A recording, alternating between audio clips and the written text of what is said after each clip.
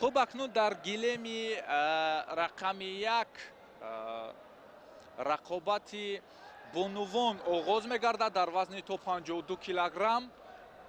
хуб ҷуфти навбатӣ миёни Аҳлия Муминова ва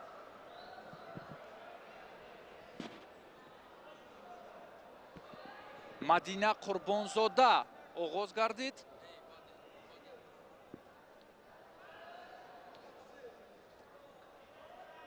Мадинаи наврасе ки дар мусобиқаҳои охир гӯем ки маҳбуби бинандаҳо шудааст, маҳбуби дӯстдорону ҳаводорони ҷудо гардидааст ва рақобате ки дар гран-при нишон дода буд, баъд аз ӯ боз ҳам гӯем ки миёни мухлисони ин ришта маҳбубияти бисёртар ба даст овард.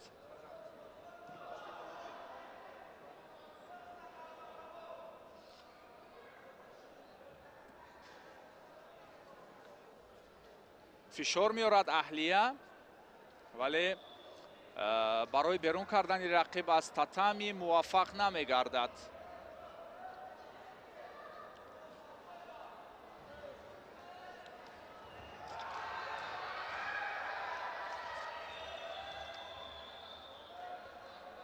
ҳар ду муҷозот мешаванд ва акнун якшидоӣ ба даст оварданд аз рӯи гӯем хилофи қоида.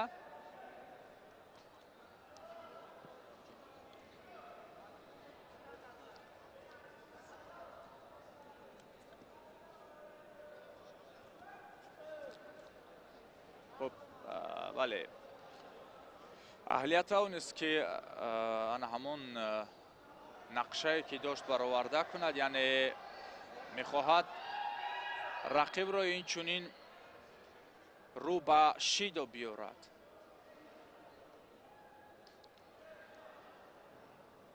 хуб, дар вазни то 52 килограмм миёни бонувон танҳо як варзишгарбону аз Узбекистон номнавис шудааст ва дигар ҳама бонувон ки дар ин вазн рақобат мекунанд варзишгарони худӣ ҳастанд.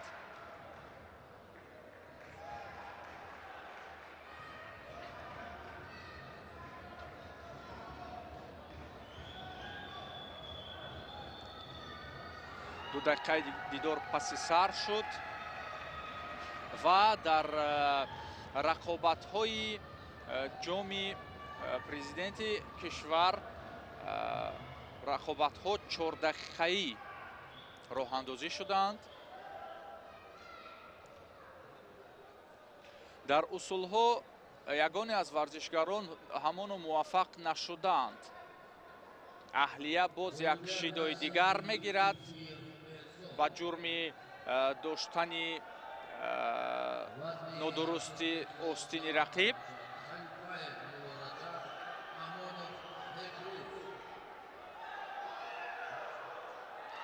оҳо, бисёр партофти хуб ба воситаи худ Мадина Қурбонзода анҷом медиҳад ва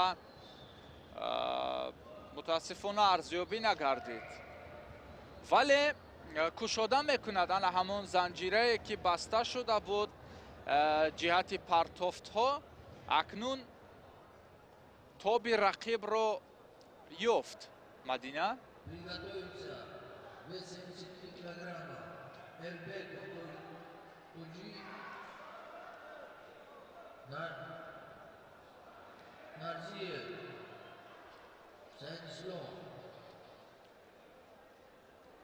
якам хаста мегардад Аҳлия Муминова.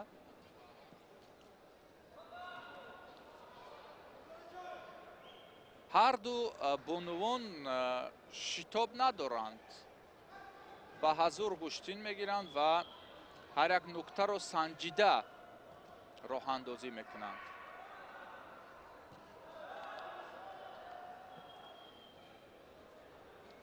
хост усули камариро истифода кунад, вале то ҷое муваффақ намегардад ҳоло Мадина.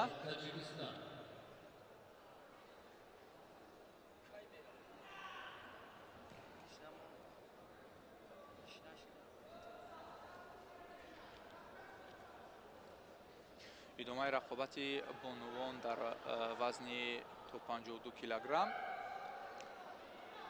ҳамоно натиҷае инҷо ба назар намерасад.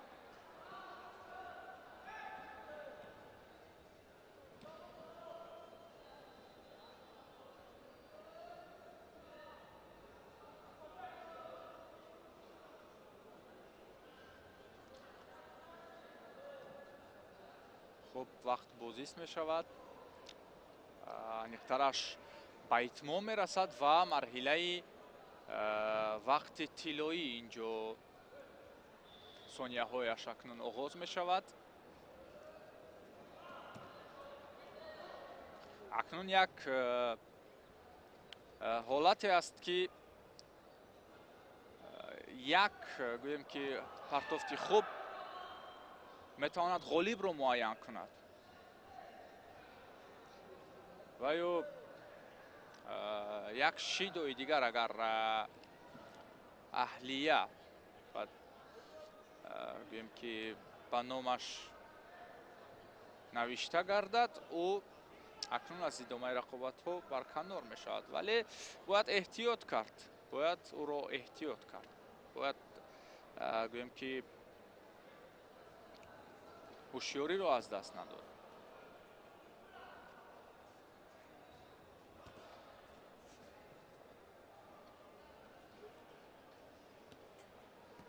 кӯшиши зиёд дорад Мадина ва аҳлия низ дар баробари ӯ акнун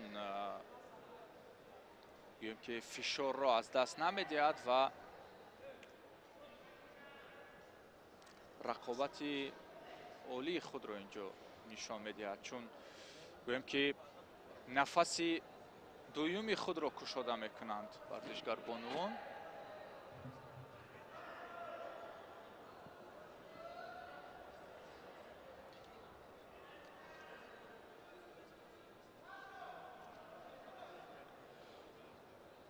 пойзанӣ мекунад Мадина, ин ҳам бошад барои фиреб додани рақиб аст.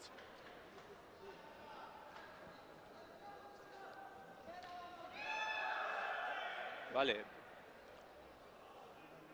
усули дигарро нақша гирифт.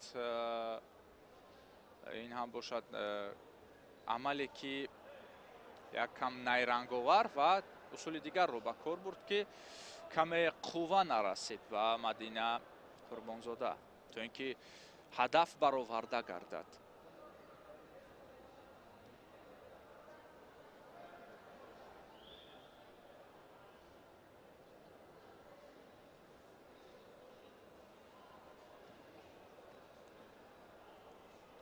акнун нерӯсанҷии ин гулдухтарон дақиқаи шашум аст ки идома меёбад.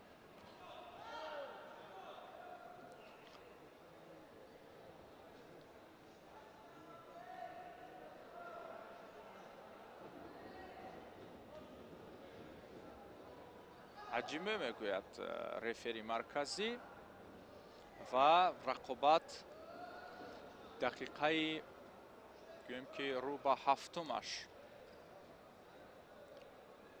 идома меёбад.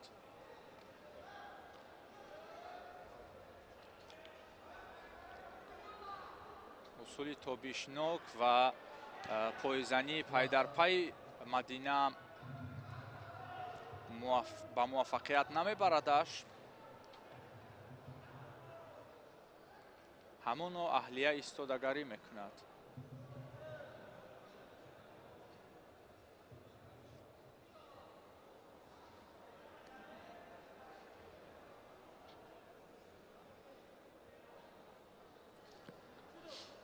як шидои дигар ба номи Мадина Қурбонзода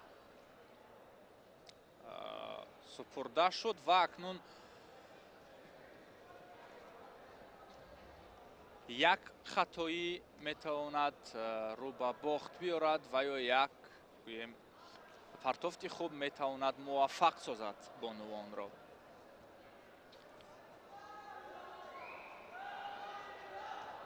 акнун аҳлия гӯем ки дигарбора фаъол мешавад.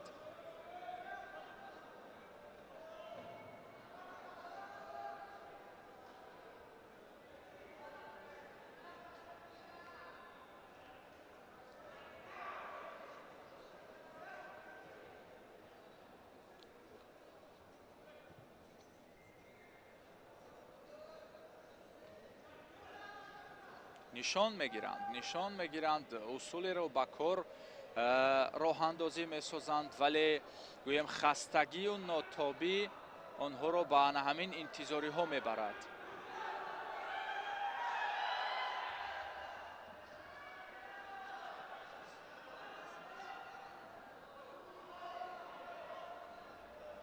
ба воситаи худ хост партофт кунад Мадина, вале чуне ки гуфтем акнун бемадорӣ кори худро мекунад.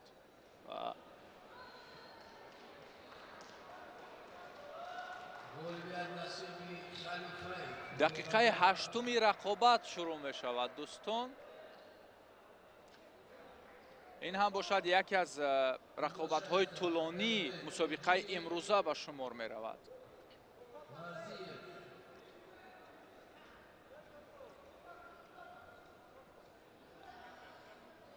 аз гиребон қавӣ медорад Аҳлия ва мебинем ки ин чанголу ин доштани ӯ ба чӣ бурда мерасонад.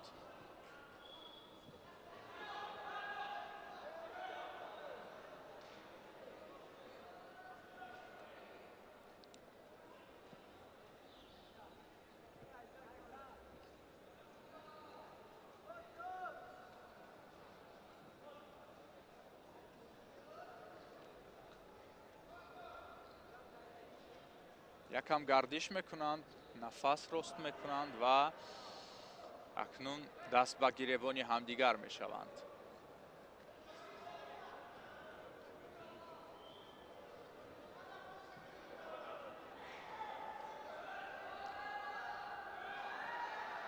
на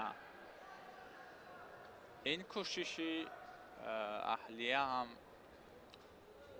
коре анҷом надод. бисёр хаста мешаванд. воқеан 9 дақиқа аст ки рӯи татами зӯрозмоӣ мекунанд бонувон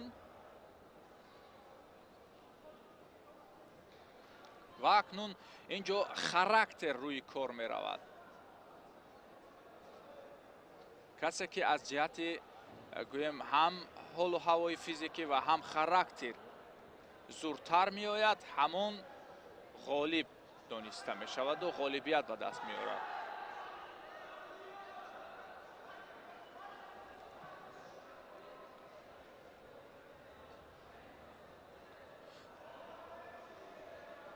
Мадина аз ана ҳамон энержии гӯем ки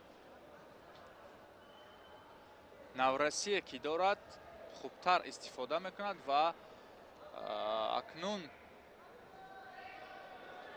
муҷозоти сеюм ба Мадина Қурбонзода бахшида мешавад ва ба ҳамин тартиб Аҳлия Муъминова роҳ мегирад ба марҳилаи чорякфинал.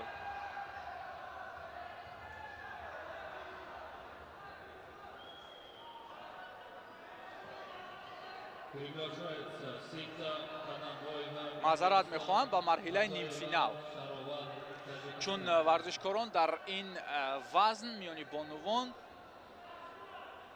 ҳамагӣ 6 нафаранд.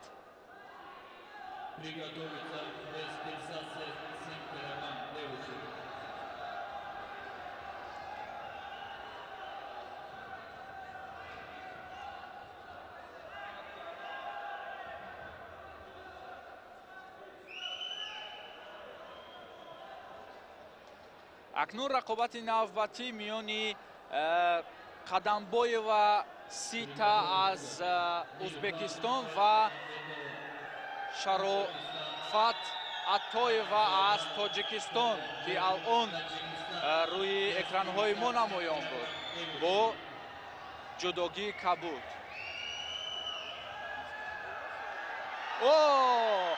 дар нахуст партофти худ муваффақ мешавад Сита Қадамбоева, бонуи узбекистонӣ, ва роҳ мегирад ба марҳилаи дигар.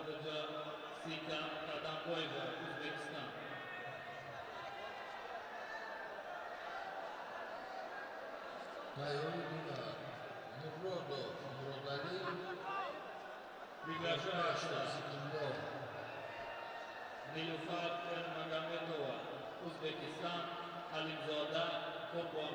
акнун вазни дигар шурӯъ мешавад. дӯстони азиз, вазни то 57 килограмм миёни бонувон. дар ин вазн ҳам 6 нафар гулдухтар номнавис шудааст ва рақобати аввалини вазни то 57 килограммро Нилуфар Эрмаганбетова ва Қурбонгул Ҳалимзода кушода мекунанд.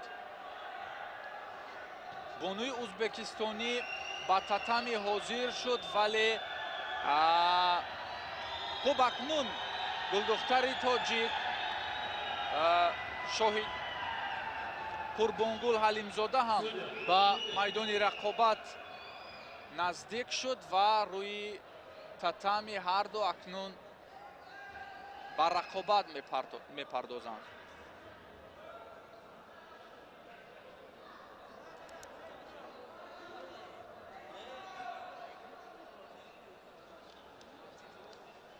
бонувон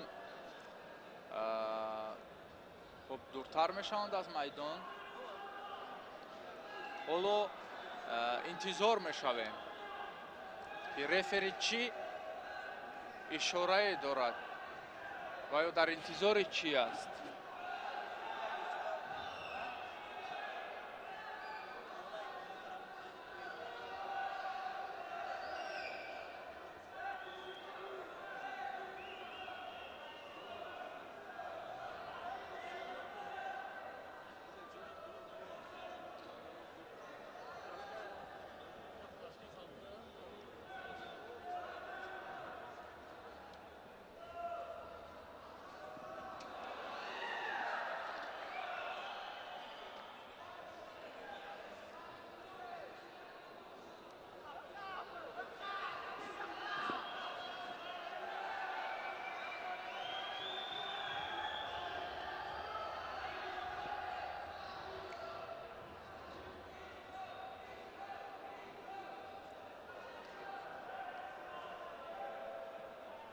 дар татами дигар рақобатҳо миёни мардон дар вазни то 73 килограмм ҷараён дорад.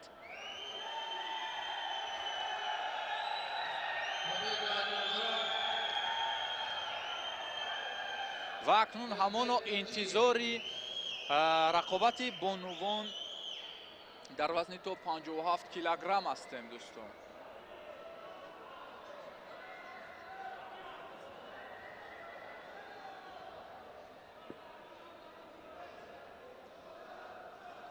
хуб, билохира варзишгарон ба маркази майдон даъват мешаванд барои рақобат.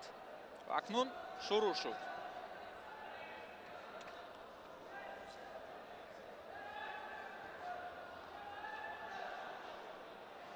Қурбонгул Ҳалимзода дарҳол хост ҳамла кунад, вале ин ҳамлаи ӯ ба вақти кори ӯ рафт. ҳолати асякоми аст дӯстон.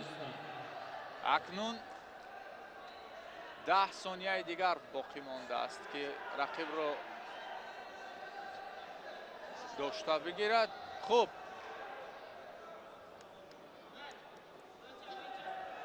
варзишгар бонуи бо ҷудогии кабуд Қурбонгул Ҳалимзода гӯем ки чанд сония аз ҳуш рафт ва дарҳол ба ҳуш омад. ба ҳамин тартиб ғолибият насиби Нилуфар Ермаганбетова аз Ӯзбекистон мегардад.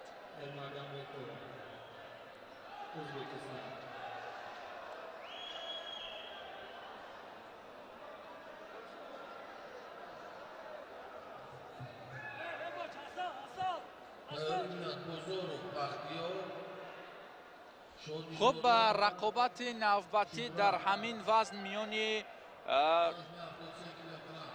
бонуи ҷудокор аз Русия ки исмаш Александра Кан аст ва муқобили ӯ Фазилат Гулбоева ба майдон ҳозир мешавад.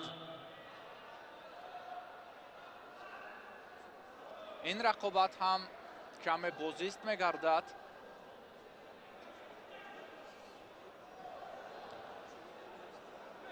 хуб, акнун ҳаҷиме оғоз мекунем.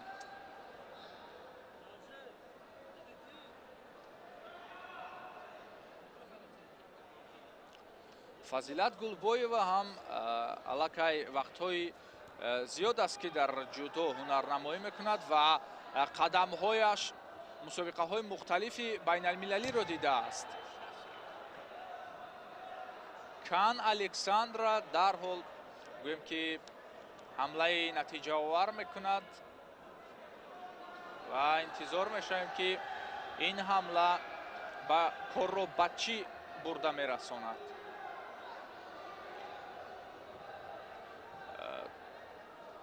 ҳолати гӯем ки аса якомаро мехоҳад ба кор бубарад, вале як пояш дар гӯем ки ҳолати озод набуд. Ба ҳамин тартиб акнун варзишгарон ба по хезонда мешаванд ва идома дорад рақобати Фазилат бо Александра дар вазни то 57 килограмм.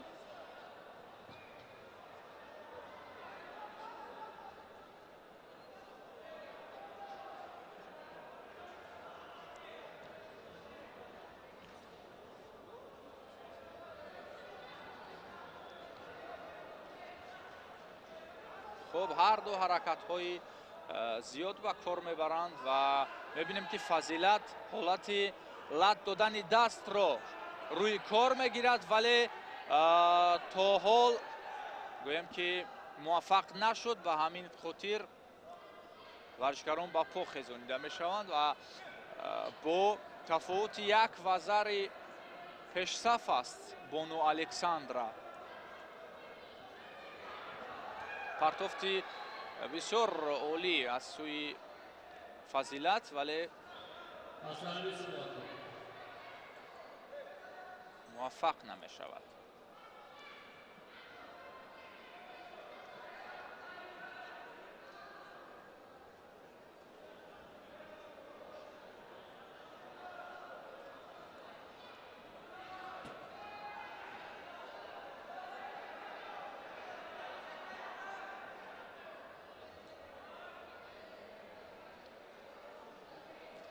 ستادی داوران مشورت میکنند و حالا یک کم گویم که دقیقه بازیست میشود و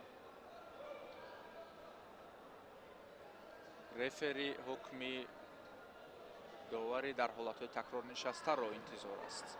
انا همین پرتافت باعث مشورت شده است و میبینیم که نتیجه آور نیست این پرتافت، ولی همون انتظار گویم که قراری رفری مرکزی از ازبکستان هستیم.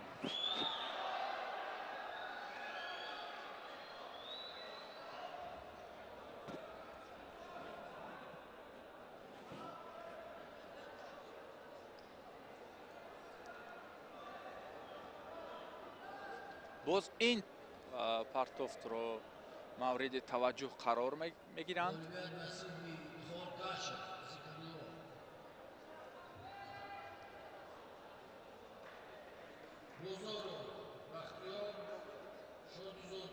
و باز هم همون پرتافتی گویم که باعث با وزری کان الکساندرا شد نمایش داده می شود.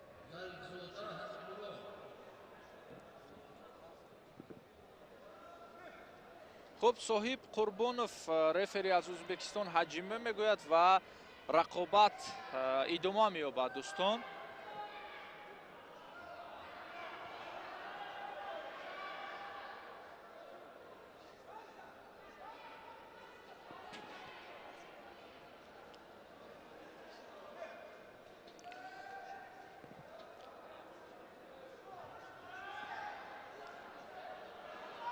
بسیار خواهش جبران یعنی همون وزری رو دارد فضیلت و پای در پای یعنی همون اصول و گویم که تاکتیکی که در ба қавли арсенали худ дорад, ба кор мебарад. навори такрориро боз инҷо довари дар монитори ҳолатҳои такрорӣ нишаста мушоҳида мекунад ва боз як ҳолати баҳсдоштаро инҷо ҳаллу фасл мекунанд.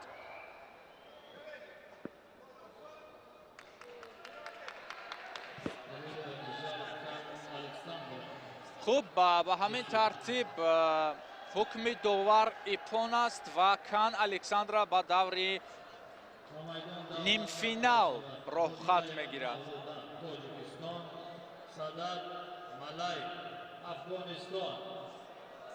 акнун вазни то 63 килограмм оғоз мешавад ва дар ин вазн рақобатҳо дар гӯем ки марҳилаи даврӣ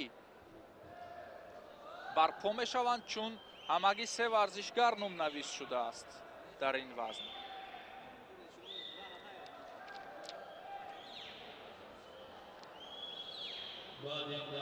мавлуда Одинаева ва Ҷонона Назарова ҳар ду варзишгарбонуон аз Тоҷикистон ба майдони рақобат даъват мешаванд, вале Ҷонона Назарова ҳамон рӯи гилем набаромадааст.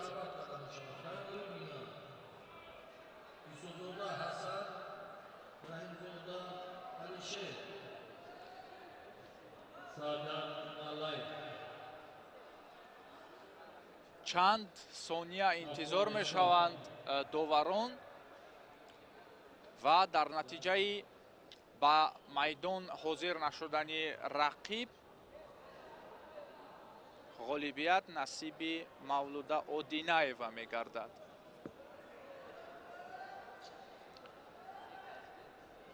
дар толор мо Ҷонона Назароваро мушоҳида намекунем ва фикр кунам ин хуб меояд акнун Бону Ҷонона шитобон ба сӯи татами ва ин аз он далолат медиҳад, ки акнун рақобати аввалини вазни то 63 килограмм миёни бонувонро мо инҷо хоҳем дид.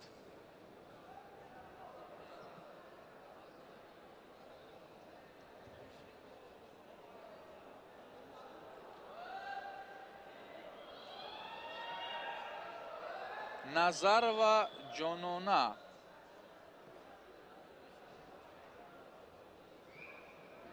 маъзарат мехоҳам, инҷо иштибоҳи кӯчак аст. акнун Бону Малай Садат аз Афғонистон ба татами баромад, муқобили Мавлуда Одинаева нерӯсанҷӣ хоҳад кард.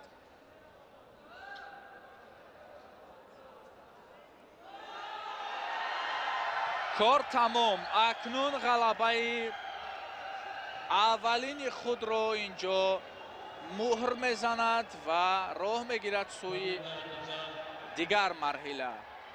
Мавлуда Одинаева тавонист, ки як усули хубро ба кор бибарад ва дар лаҳзаи аввалини дидор рақибро мувоҷеҳи шикаст гардонад. ипон аст дӯстон.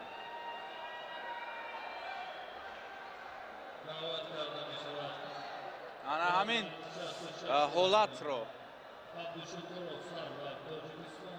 мо мушоҳида кардем ва гӯем ки як рақобате ки водор сохт чанд лаҳзаи интизораш бошем, моро билохира хушҳол гардонид. рақобати навбатӣ дар вазни то 52 килограмм бале миёни гулдухтарон барпо мешавад. Аҳлия Муминова бо Саёҳат Холназарова ба назди татами наздик мешаванд.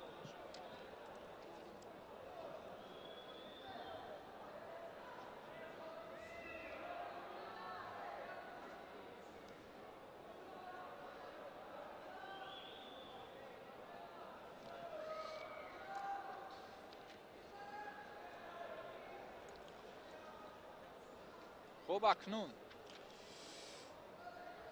ин ду гулдухтари тоҷик барои рақобат ба маркази майдон ҳозир шуданд ва рақобати онҳо шурӯъ мешавад. Sita Qadamboyeva, Cumhuriyet Özbekistan, Attoyeva, Cumhuriyet Tojikiston.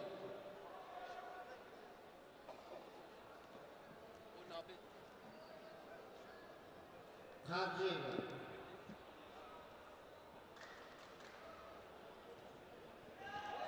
Ana in kor ba Vazari ovарда расонид.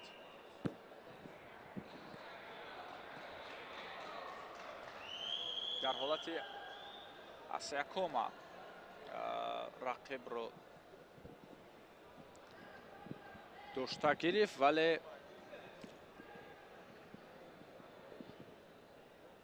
натавонист ки корро ба охир бурда бирасонад.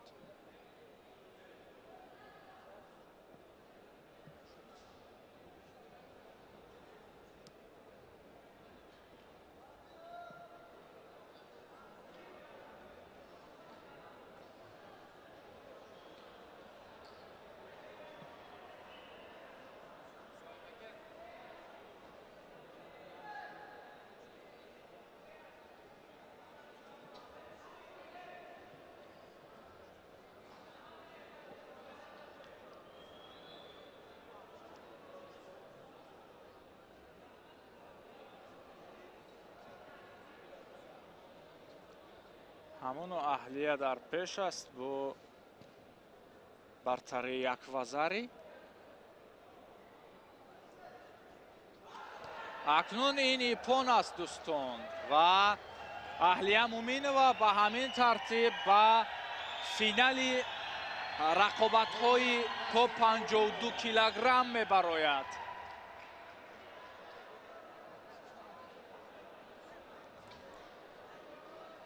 акнун навори такрориро интизор мешавем. партофти аҳлия Муминоваро.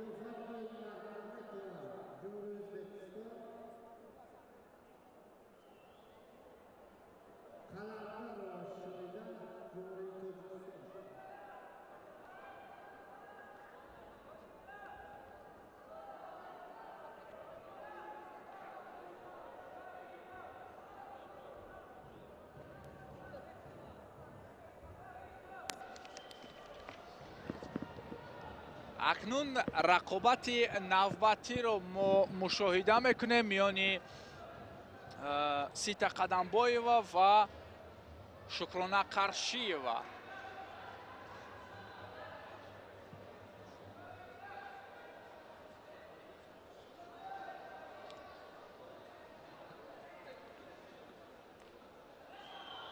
нисбат ба рақиб Бону Шукрона фаъолтар аст ва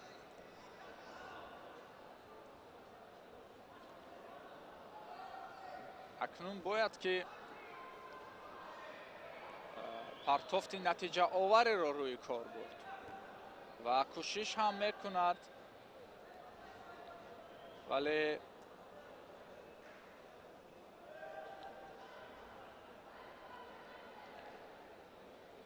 аз оне ки рақобат ҳамона шурӯъ шуд ва рақиб низ ҳоло гӯем ки дар ҳолу ҳавои хуб қарор дорад, метавонад ки ҳамлаҳои Шукронаро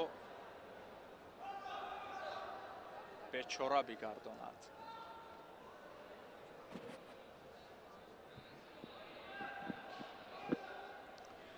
ҳар ду муҷозот мешаванд. ин шидо метавонад варзишгарбононро боз ҳам ҳушёртар гардонад.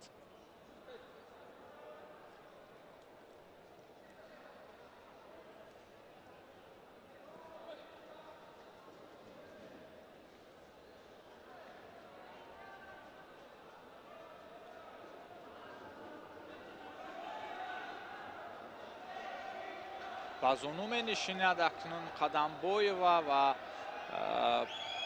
ана ҳамон усуле ки ба кор бурд қариб буд ӯро бо вазари муваффақ гардонад, вале Шукрона ҳоло ҳам гӯем ки ҳолу ҳавои хуб дорад.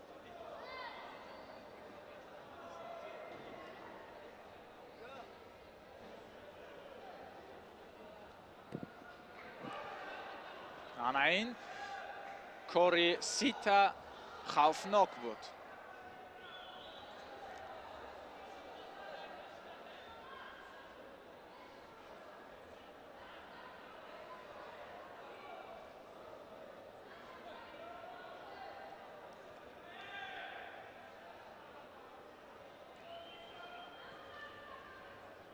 акнун Сита ҳамоно як корро ки як усулро ба кор мебарад. ҳамон ҳаллоки сари севҷиро, вале то ҳол муваффақ намешавад. бояд аз ин ҳолат аксуламалро ба кор бурд. вале мебинем ки Шукрона чӣ кӯшишро ба харҷ медиҳад.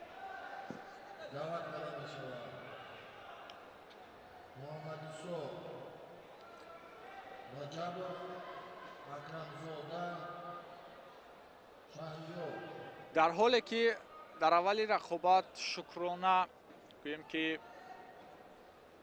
хубтар медурахшид, вале акнун Қадамбоева низ пай дар пай ҳамлаҳоро ба кор мебарад. акнун усули сари севҷиро гӯем ки аз мадди назар дур карду аз пушти пой акнун рақибро фишор меорад.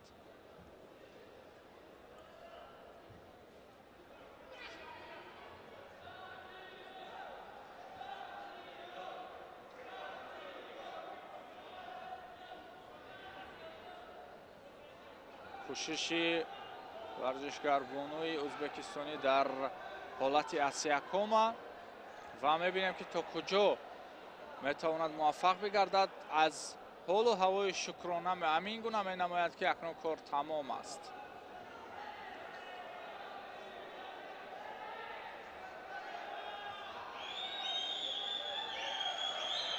ба ҳамин тартиб Сита Қадамбоева ба марҳилаи ниҳоии мусобиқаи байналмилалӣ оид ба ҷудо барои дарёфти ҷоми президенти ҷумҳурии Тоҷикистон ба даст меорад.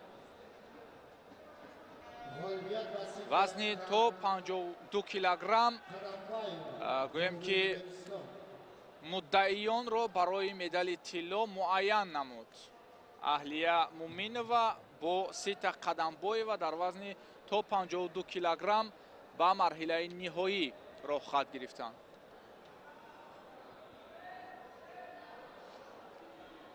наворҳои такрориро аз сӯи ҳамкорони мо боз мебинем. Фарис Гадоев, инчунин Султон Барзудиев муваззафанд ки ана ҳамин лаҳзаҳое ки ҳам зебоянд, ҳам ҳалталабанд дар бисёри мавридҳо гӯем ки таъмин мекунанд.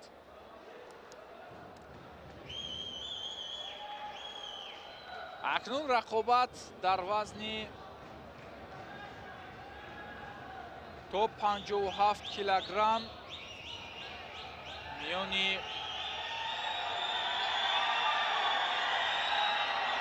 варзишгарон Шоҳида Қаландарова, гулдухтари тоҷик ки алон рӯи экранҳои мо намоён аст.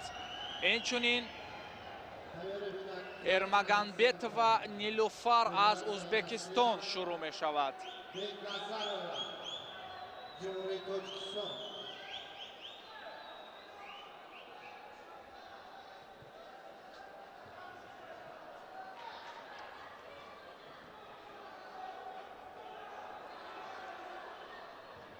Эрмагамбетова акнун гӯем ки гармтар аст нисбат ба Шоҳида, чун як рақобатро паси сар намуд.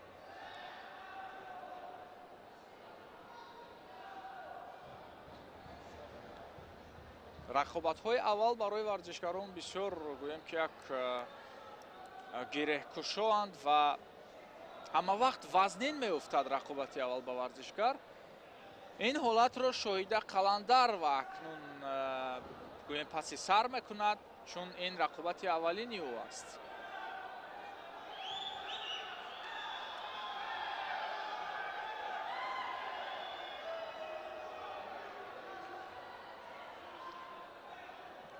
вале кори онҳо акнун намоён мекунад ки бартарият аз ҷониби кист.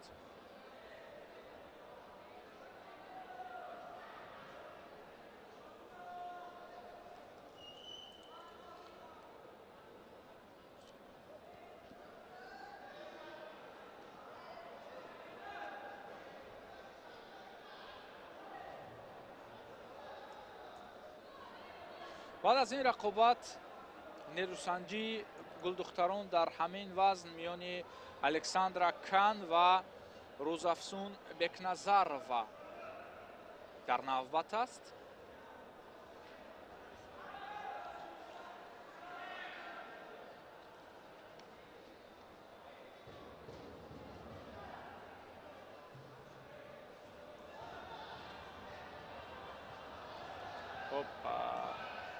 як ҳолати тобишнок ки нақшаи ба даст овардани Вазариро дошт, вале хушбахтона даст наёфт ба Нилуфар.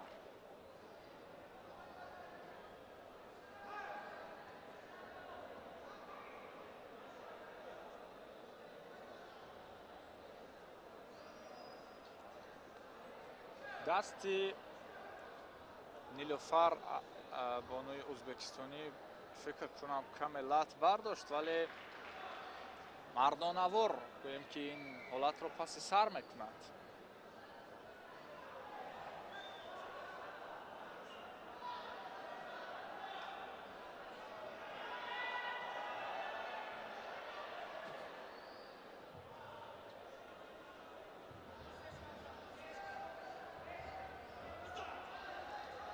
акнун боз гӯем ки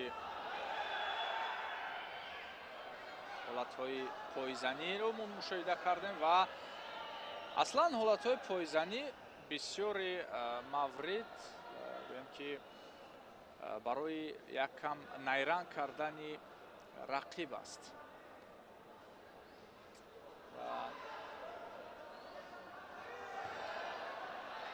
аз сари ба сари зону менишинад ва партофти гӯем сари севҷиро ба кор мебарад, вале Нилуфар ҳоло ҳам гӯем фишор ва қувва дар кор буд барои бо муваффақият анҷом намудани ин ҳолат.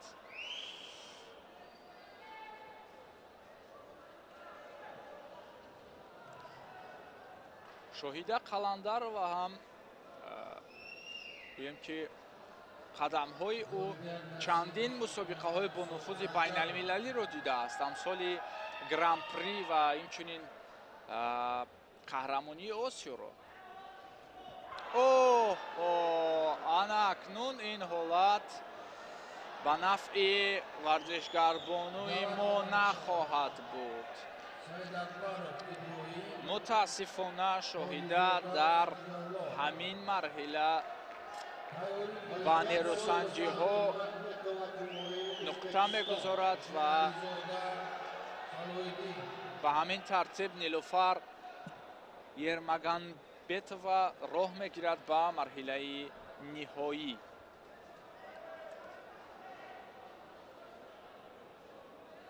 دعوت کرده میشه کان الکساندرا فدراسیون روسیه بگنازارو کан александра варзишгарбону аз русия акнун ба майдон даъват гардид. муқобили ӯ рӯзафсун бекназарова аз тоҷикистон.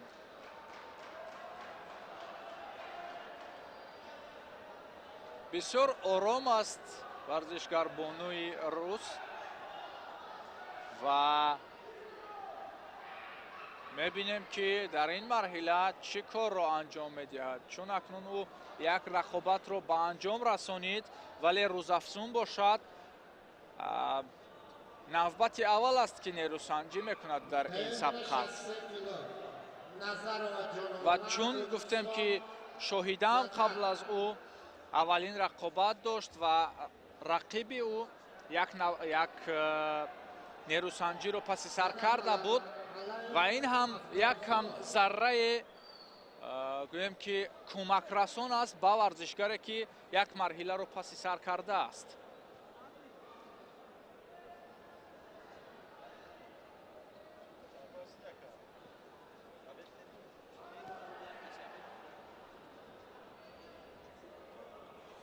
хуб, якам бартариро ба нафъи хеш собит месозад бону кан ва ҳоло натиҷае инҷо ба қайд гирифта нашудааст.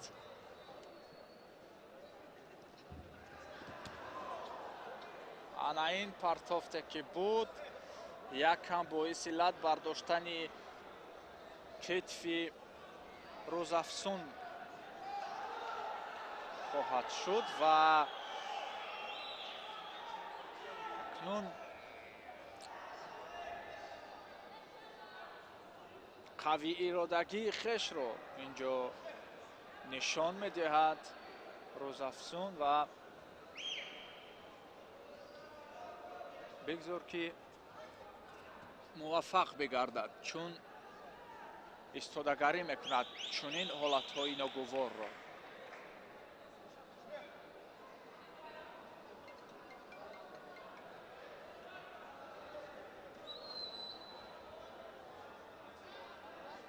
фишори зиёд аз сӯи кан александра ба сӯи варзишгари мо ва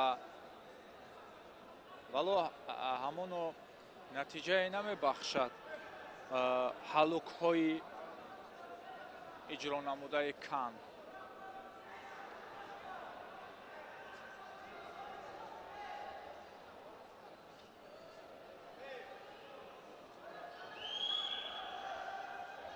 акнун соҳиб қурбонов рефери марказӣ ҳолатро бозист кард ва якшидо ба бону бекназарова тақдим мегардад.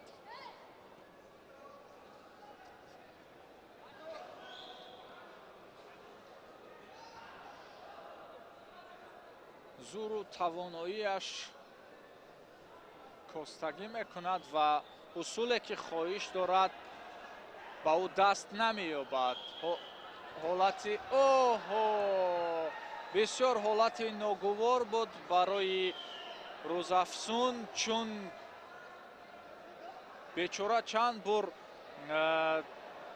гӯем таслим шуд, даст зад ба замин, вале довар ин ҳолатро аз мадди назар, яъне ки дар мадди назари худ нагирифт ва бо ана ҳамон як тобиши худ гӯем ки дасташ боз чанд баробари дигар фишор овард ва боиси гӯем ки осебе шуд.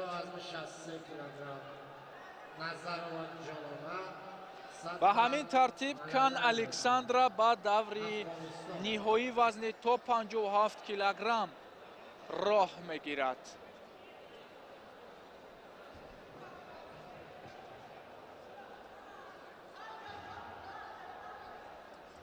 навори такрорӣ ва мебинем ки ана ҳамин ҳолат буд ва ана ҳамин тобиши нок гуворе ки инҷо бар асараш гӯем ки дасти рӯзафзун якам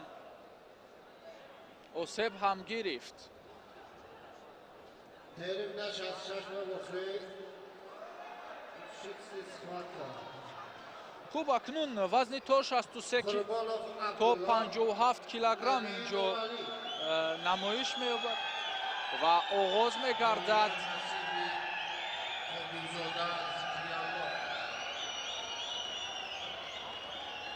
ва фикр кунам бар асари кадом хатогие бошад инҷо ё ин ки вазн нодуруст намоиш дода шудааст ё ин ки намедонам чӣ бошад ки варзишгарбонуи Афғонистон ин навбат боз рӯи майдони рақобат мешавад ва фикр кунам инҷо якам гӯем ки лаҳзаи техникӣ аст чун ин вазни то 63 килограмм аст ва ҷонона назар ва тавонист ки Содат Малой аз Афғонистонро бо усули ипон ва ё бо натиҷаи ипон мувоҷиҳи шикаст гардонад ва ба ҳамин тартиб роҳ бигирад сӯи марҳилаи ниҳоӣ рақобатҳои вазни то 63 килограмм миёни бонувон.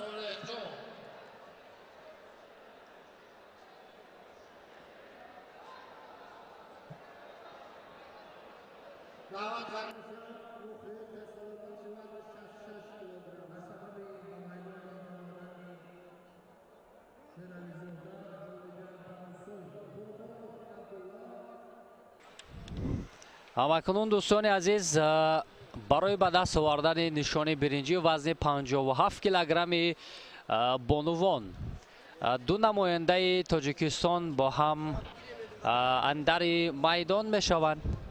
Фазилат Гулбоева ва Шоида Қаландарова барои нишони биринҷи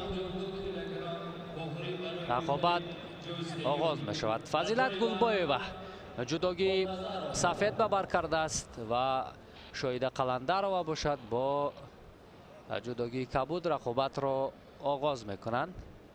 ва макнун таваҷҷӯҳ мекунем ки дар мубориза барои нишони биринҷии даҳумин мусобиқаи байналмилалӣ оид ба ҷудо барои дарёфти ҷоми президенти ҷумҳурии Тоҷикистон кадоме аз ин бонувон муваффақ мешаванд.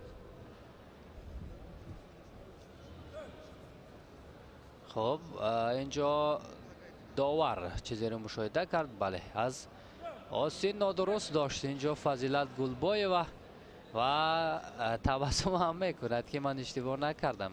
این یک واکنشی فضیلت گلبایو بود و شایده سر زانو نشست و مثل همان پرتافایی که در گشتین های میدانی اجرا میکرد بر مقابل پیسران همان گونه یک توجه کرد اما موفق شده نتوانست.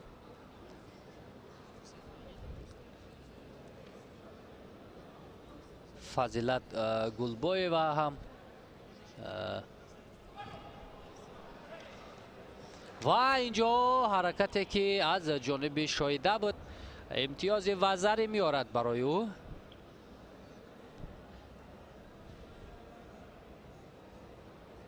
و کمی از بینی شایده خون میشورد و نزد طبیبان می رود. عموما 6 اشتراکچی داشت وزن 57 کیلوگرم. شایده قلندرова از دست پهلوان ازبکستانی شکست خورد. ارمگان بیتووا نیلوفر پهلوان ازبکستانی شایده قلندرова شکست داده بود و فضیلت گلبایو باشد از دست الکساندرا کان شکست خورد پهلوان فدراسیای روسیه و بعداً فرصت پیدا کردند که برای نشان برنجی مبارزه را ادامه دهند. در مبارزه برای نشان طلای وزن 57 کیلوگرمی بانوان پهلوان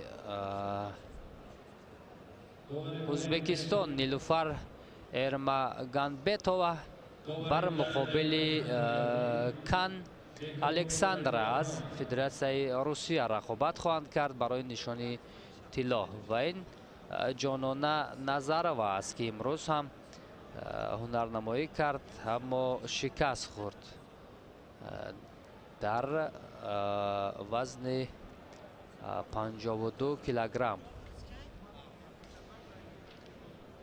فضیلت گلبویوا هم در مسابقه های بین المللی با ایستگی شرکت کرده ایستاده است ولی موفق نمی شود. خوب برمیگردد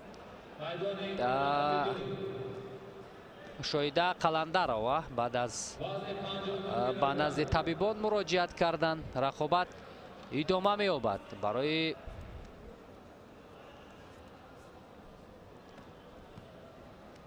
به دست آوردن نشانی برنجی. اما یک وزر شایده را پیشرفت می کند اما فضیلت هم این نوبت برای بوقی کردن تلاش کرد ولی موفق نشد.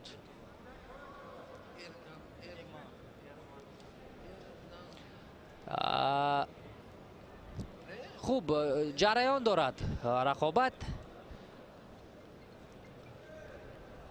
هم شایده و هم فضیلت در گشتین‌های ملی هم هنرشان را نشان می‌دادند و امروز نفرانی هستند که در مسابقه های بین المللی کشور ما را نمایندگی میکنند.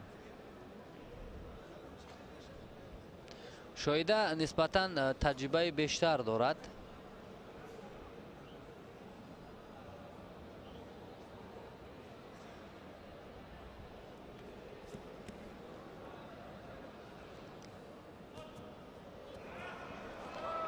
و وزاری پان دو حرکتی که شایده داشت او را هم اکنون پیروز گردانید و نشان برنجی وزن 57 کیلوگرم را مالی خود کرد. اینجا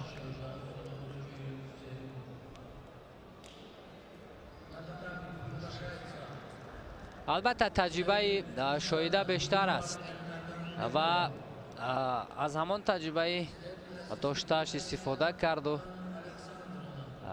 امروز توانست که فضیلت گلبویوا را با دو وزر تسلیم کند.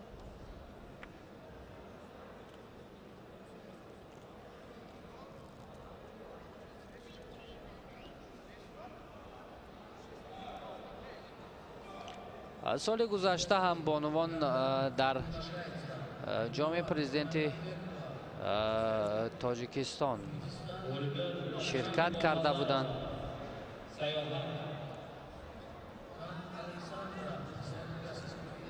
که باری اول بود سال گذشته.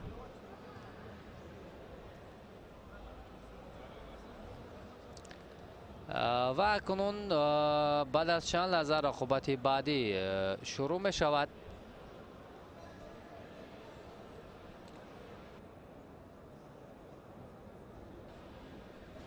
خوب اکنون برای به دست آوردن نشان طلا رقابت آغاز می گردد.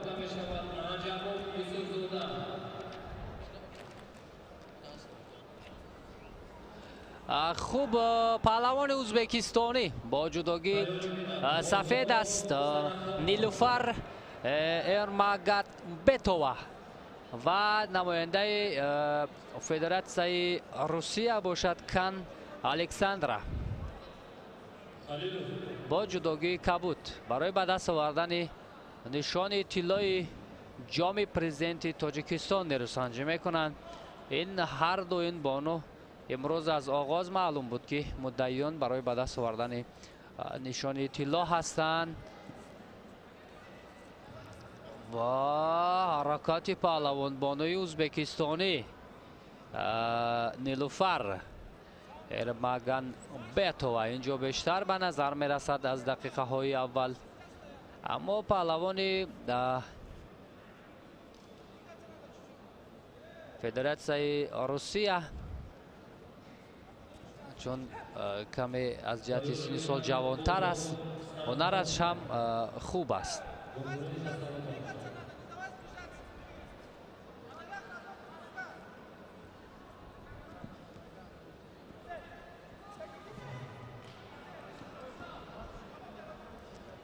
و این نوبت الکساندرا برای اجرای اصول تلاش کرد،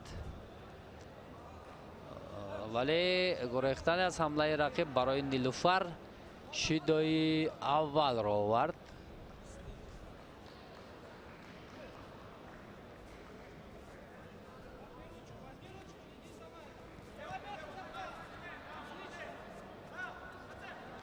موقعیت برای نیلوفر، باید با سمت قفا عریف را پرتاب کند، امتیاز و زری می شود.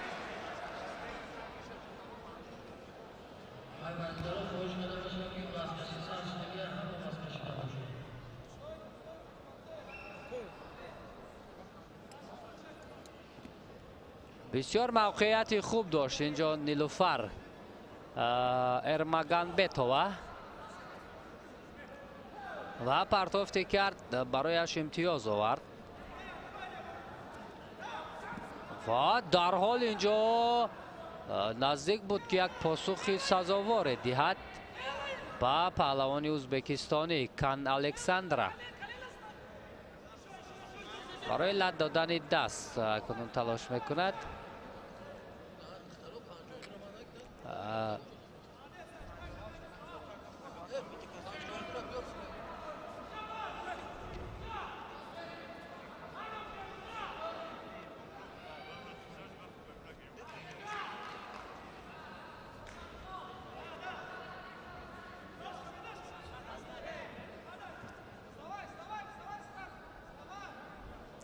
هرچند کوشش میکند الکساندرا که امتیازی که از دست داد آن را جبران کند، ولی فعالی پهلوان بانی ازبکستان تا کنون به او امکان نمیدهد.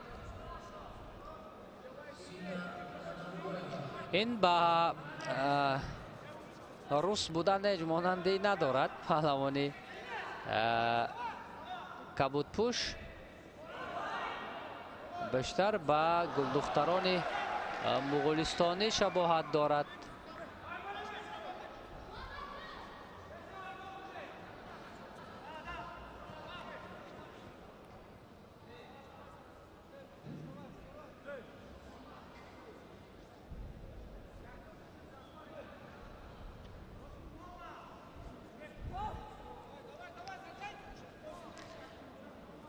تو رفت وای امتیازی پوند می شود. معلوم است که نیلوفر تجربهش زیادتر است، وضعیت سن سال هم بزرگتر می نماید و بالاخره توانست با امتیازی پوند حریف را تسلیم کند و غالب وزن 57 کیلوگرم بانوان گردد و کنون جام پرزیدنت جمهوری تاجیکستان در این وزن با کشور ازبکستان می رود با شرافت پیروزی همین بانو که امروز از آغاز خیلی درخشش خوب داشت.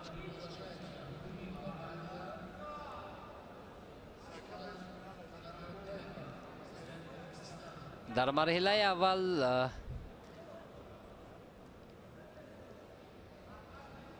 حلیمزاده قربانگل را شکست داده بود، نماینده ازبکستان، و چی پرتافتی بود. این حرکت اولی بود که امتیاز و زری شد و این حرکت دوم که با امتیاز پوند رسید.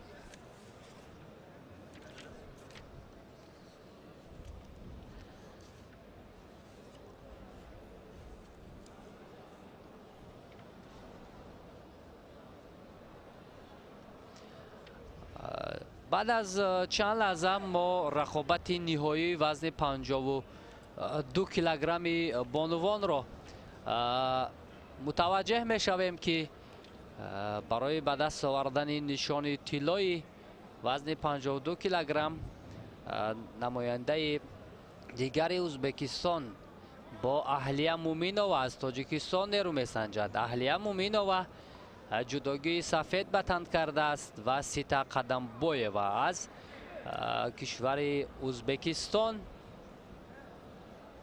با جداگی کبوت رقابت را شروع میکنند. ما هنرنمایی سیتا قدم بویوا را در مسابقه های سطح بانفوز گرند سلم ها خیلی زیاد مشاهده کرده ایم و متوجه می شویم که اهلیه مومینووا چگونه بر مقابل این حریفش هنرنمایی میکند. اینجا حلقه درونه رو میخواست استفاده کند سیتا قدم بویوا، اما اهلیه مومینووا با او امکان نداد.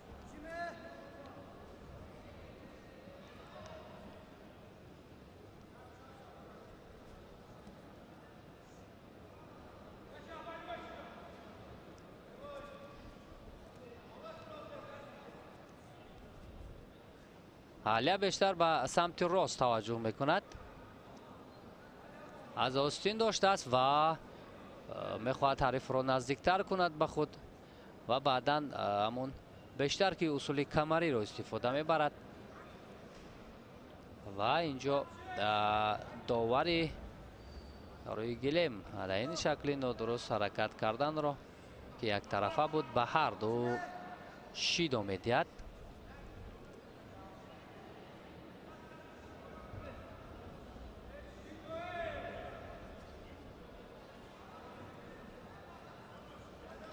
و اینجا نزدیک بود اهلیه، ولی پهلوانی ازبکستانی هم چون روی میدان های سطح بانفوز هنرنمایی کرده است خیلی خوب میداند که چگونه هنرش را نشان دهد.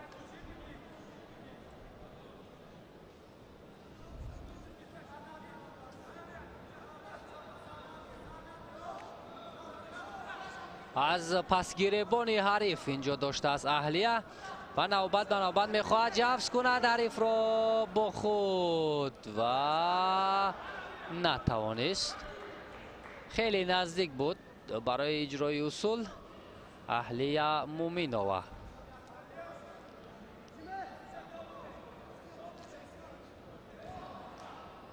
اهلیه نیز تجربه اشتراک در مسابقه های بین المللی را دارد.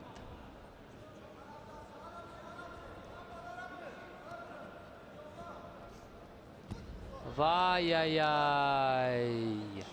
اینجا ایپان است سیتا قدم بویوا با یک پایزنی که داشت اهلیه مومینووا را اینجا تسلیم میکند و نشان طلا مالی سیتا قدم بویا می شود. اکنون دو گل دختر ازبکستانی، یکی در وزن 57 دیگری در وزن 52 نشان های زرین را به کشور ازبکستان میبرند. البته اهلیه نیز تا جای هنرش را نشان داد، تا جای توانست نیروسنجی کرد، اما سیتا قدم بویوا که اشتراکچی مسابقه های بانفوذ است حلوک درونه را خیلی خوب استفاده کرد و با گرفتن نشان طلا مشرف شد.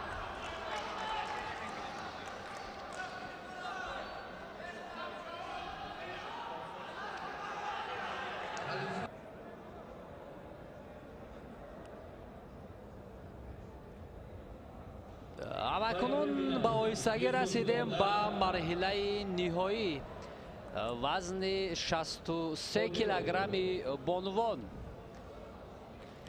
جایی که مولوده آدینایوا و جانانه نظروا دو رقیب اشدی که در مسابقه های داخلی میان همدیگر بیشتر تلاش میکنند برای به دست آوردن نشان طلا مبارزه میبرند. در مسابقه های رسمی تا جای ما اطلاع داریم پیروزی ها 1-1 است. بر هر دو هم یک مراتبه муваффақ гардиданд. Дар ҷоми президент соли гузашта Мавлуда тавониста буд ки ҷонона Назароваро шикаст бидиҳад. аммо акнун таваҷҷӯҳ мекунем ки ҷонона ин навбат метавонад ки арифи рақиби ашадии худро мувоҷиҳаи шикаст кунад. ва ҳаракати ҷонона бо усули камарӣ мехоҳад истифода кунад, аммо Мавлуда инҷо аз рӯи гилем берун мешавад. то бо охир албатта ин ҳаракатро ҷонона Назарова идома дод.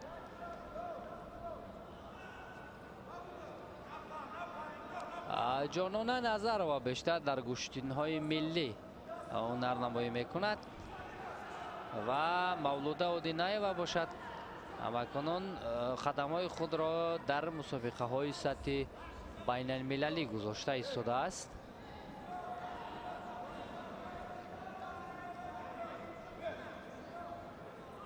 бештар бо як самт ҳаракат мекунад ҷонона Назарова. ҳамун усули камариро бо ҳалоки даруни пой мехоҳад истифода кунад, чун маълум аст ки бештар дар гӯшинҳои миллӣ ҳунарнамоӣ кардааст. аз усулҳои гӯшини миллӣ зиёд истифода мекунад, аммо дар ин ҷо ҳарду камфаъол ҳастанд. бале, камфаъолӣ ба ҳарду шидо медиҳад довар ва мавқеият барои ҷонона. аз пасгиребон хеле мустаҳкам доштааст ҷонона ва мехоҳад ки Мавлударо наздиктар кунад ва партофи пон. ай боз дар нерӯсанҷӣ ҳарду пирӯзиҳо бар ҷониби ҷонона Назарова мешавад. ҳисоб 2-1 мешавад. умуман дар рақобатҳое ки ҳарду анҷом доданд ва бо ҳамон ҳаракатҳои пайвастае ки ҷонона Назарова дошт, ин ҷо нишони тиллои вазни 63 килограмми бонувонро ба гардан меовезад.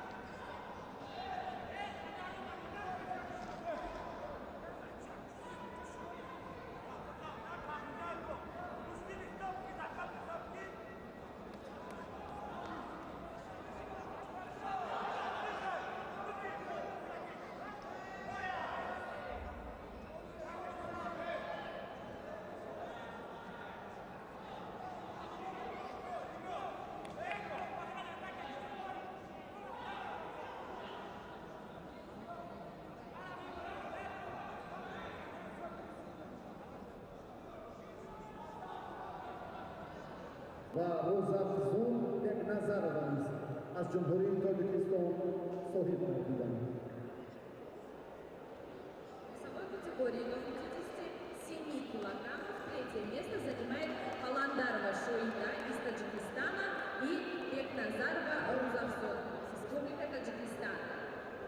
Кан Александр аз номинандаи Федератсияи Россия соҳиби мақоми дуввум медали нуқра шуд. В этой весовой категории второе место занимает Кан Александра из России.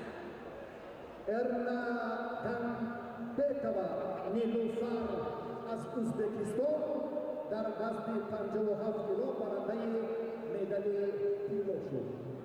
И финалисты весовой категории 57 килограмм становится Эрнагамбетова Нилуфар, Республика Узбекистан.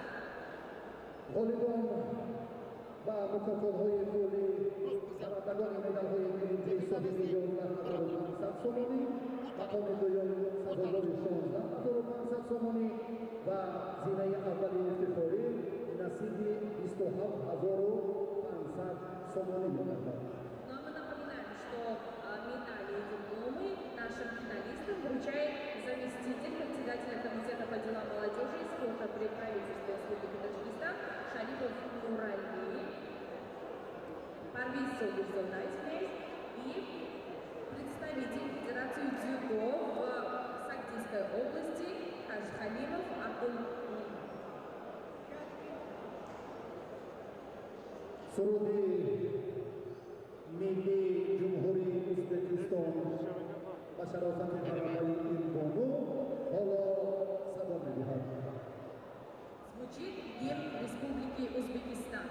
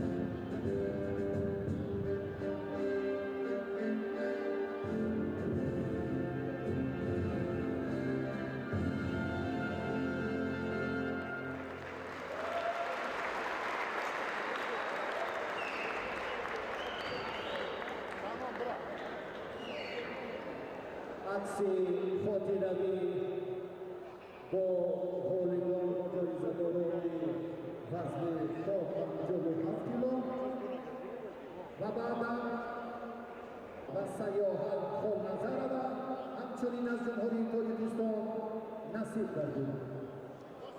Третье место в этой весовой категории занимает Курбон-Золтан Мадина и Холназар Асайова из Республики Таджикистан. Barandai medali noqtai vazni top 52 kilo vartishgari nomzodi Tojikiston Ahliya Muminova. Второе место также занимает атлет из Таджикистана Ахлия Муминова. Maqomi avvali intihori Sita Qadamboyeva dar sufrai zafar qaror dорад va varjishgarboni O'zbekiston barandai jomi prezidenti Jumhuriy Tojikiston dar hamin mavzu shu. И вторая чемпионка из Узбекистана становится Сита Адамбоева. Hamchunin g'olibon va mukofoti puli ham qadrdoni megardan Boridigan yo'llanmashadem ki barandagoni medalhoi birinchi sazovori 11500 somoni maqomi dovum sohibi 16500 somoni va sohibi medali tilloi in musobiqot nasibi 27500 somoni megardan. Holo tasharrufati piruzi varjishgarboni O'zbekiston digar bora surudi milliy kishvar sado medihad. Звучит гимн Республики.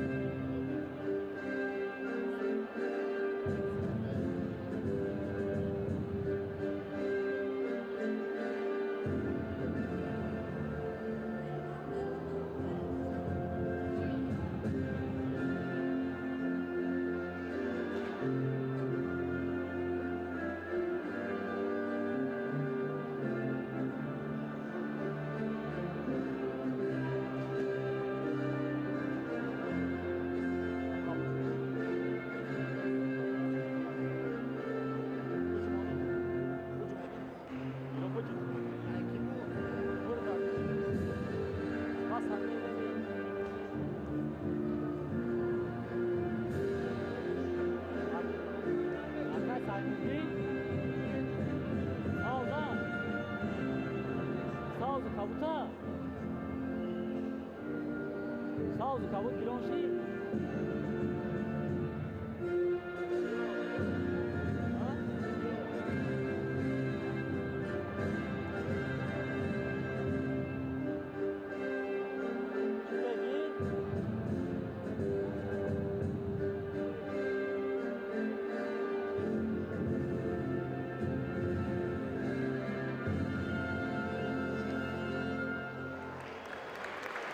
تشکر و سپاسگزار به همه شما دوستان گرامی مخلصان جودو. اینک نیروسنجی‌های پهلوانان وزنی из Республики Таджикистан. جانانا نظرова یک تن از بانوی موفق تاجیکستان دستپرور مکتب ورزشی گلابشهر در این بار غلبه کامل را مال خود کرد. И лучшей в этой категории становится Джонона Назарова из Республики Таджикистан. همچنین به بالگان گلدسته‌های این دانه و هم باز در این برابر جایزه‌های پولی هم در فضای متمتن این دانه تقدیم کرده می‌شود.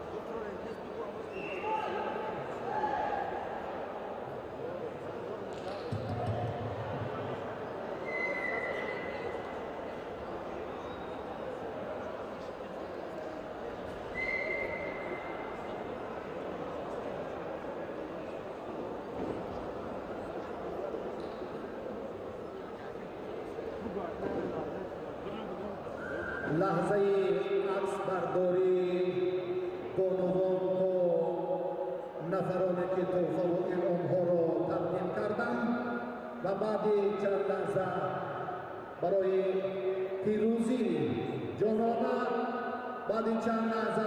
پیروزی جانانه سرود ملی جمهوری تاجیکستان صدا می‌دهد. خواهشمندیم که یک لحظه دیگر توجه کنید برای خیلی زحمت‌های شایسته و خدمت‌های ارزنده رهبری فدراسیون جودوی کشور به وکیل زینه سیوم بانوی افغانستان که امروز در سفره ظفر است، صاحب 11500 سامانی، مولود به گرفتن مکافات پولی 16500 سامانی و جامعه سزاوار 27500 سامانی می‌شود و مربیان و اهل همه زحمتکش‌ها سپاس. حالا با شرافت پیروزی این بانو سرود ملی جمهوری تاجیکستان پدید انداز می‌گردد. Звучит гимн Республики Таджикистан в честь победы Джонон.